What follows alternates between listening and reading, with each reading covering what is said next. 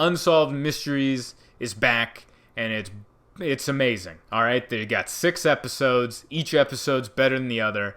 And before I even start this review, there's spoilers in this review. Okay, so if you haven't watched Unsolved Mysteries, there's spoilers coming at you, and they're not even real spoilers because these mysteries are unsolved.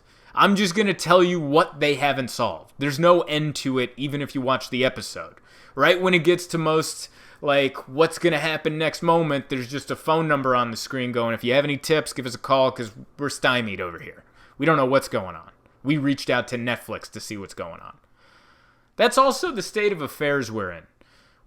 This lockdown has ended a lot of things, one of them being murder. So now they're having to show murders that don't even have an end to them yet. They're showing you unfinished movies because they got nothing to work with over there. So there's some spoilers in this, but there aren't really. And Unsolved Mysteries is on. By the way, it's the only show where I don't skip the intro, and it upsets my girlfriend very much. I can't even, but the piano, the haunting, I almost did. Whatever it is, I can't do it, but I never skip it. She's like, will you skip the intro? I go, absolutely not. We got to get into the mood, all right? The piano, then the smoke, the montage. Now we're into it. What happened? Whose husband kills whose wife? What? He was sleeping with the other neighbor? Do tell. Great show. You get into it. There's 6 episodes. The first episode, someone got shoved off a roof or he jumped. Nobody knows. And it's Baltimore, so suicide and murder just as likely. Nobody knows. If it was Seattle, you're like, he killed himself. If it was Florida, you'd be like, murder all the way. But it's Baltimore. It's a crapshoot. There's rich people involved. He wanted to be a screenwriter in LA, but that didn't work, so he ended up writing for a financial newsletter in Baltimore. I'd jump off that roof. I wanted to be a stand-up comedian, but this lockdown happened. If I had to end up writing copyright for financial news, yeah, I'd be like, is my office at least somewhere high? In case there's a day I can't take it? Can you, please, help? That's a good episode. It's a great starting point. Episode 2, what was episode 2? It's either, this is episode 2, there's a hairdresser that gets murdered, and they don't know who did it. It's either the ex-husband or 2 different serial killers. If there's ever a murder, they're never going to solve this one. It's either the soon-to-be ex-husband or 2 separate serial killers. This woman was going to die no matter what she did. This poor woman. The ex-husband, just as creepy as the 2 serial killers. Just as creepy. As soon as the murder happened, he locks the kid, her son, out of the house. You're not coming in. And then he revealed that on the day of the funeral, because they found her bones in the woods somewhere. I told you there'd be spoilers. They find her bones in the woods, and then he asks the funeral director, like, hey, can you kind of put the bones together, to recreate her? He's acting like it's a Saturday afternoon game night, and they wanted to play puzzle. So they put the bones together, and he's like, yeah, I had a few minutes alone with the bones, and I held the skull and walked around the room with it. It's like, are you begging to be charged with murder? His lawyer was screaming at his iPad while he was watching it. Like, what is the matter with... I don't know who killed this woman, but the 3 suspects should just go to prison for being creeps.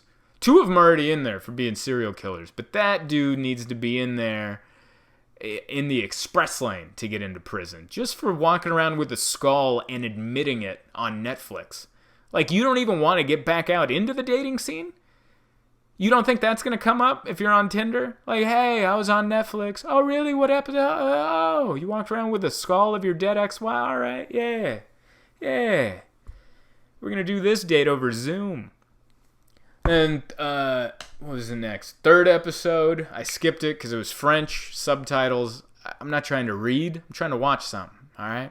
I ended up going back to episode 3. I skipped episode 3, and then once we finished all 6, I was so sad that the series was over that I was like, I'm willing to read now. So we went back to episode 3. Episode 3 was a French dude who killed his whole family and skipped town. Apparently France is the only place you can get away with murder now. other than this last dude who killed his wife. But apparently, like, France is so nonviolent that you can murder your whole family, and by the time the cops are even suspicious, you've already escaped to Transylvania. By the time the cops even knock at the door so many days after, you're already, like, at a goth party doing Molly in Transylvania, and you're like, what? You're just figuring that out? Yeah, I've started a new life.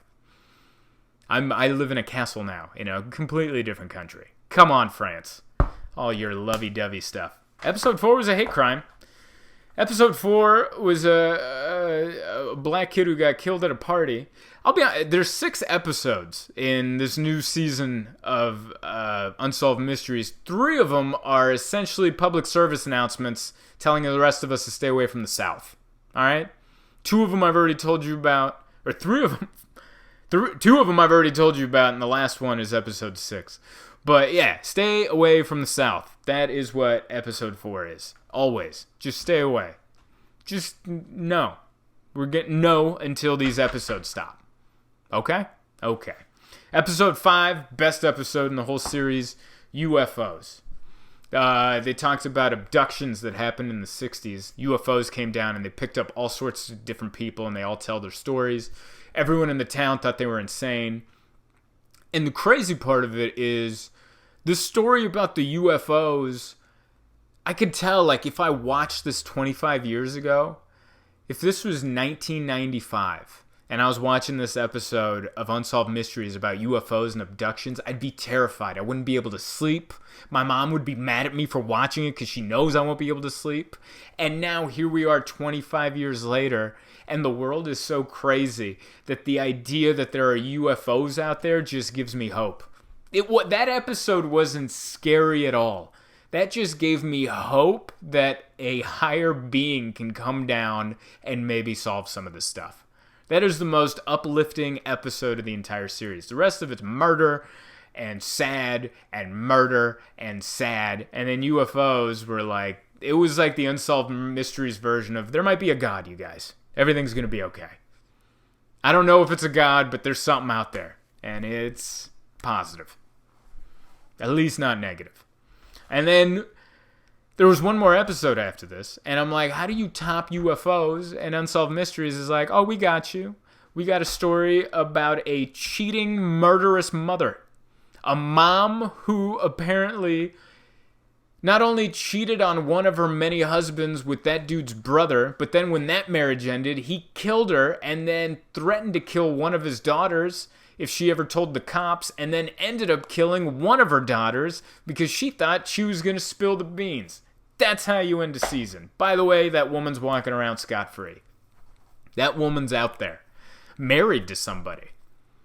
Do you think they have Netflix? Or do you think that's a Hulu household? I'm going to assume Amazon Prime at the very least. Go watch Unsolved Mysteries. I can't wait.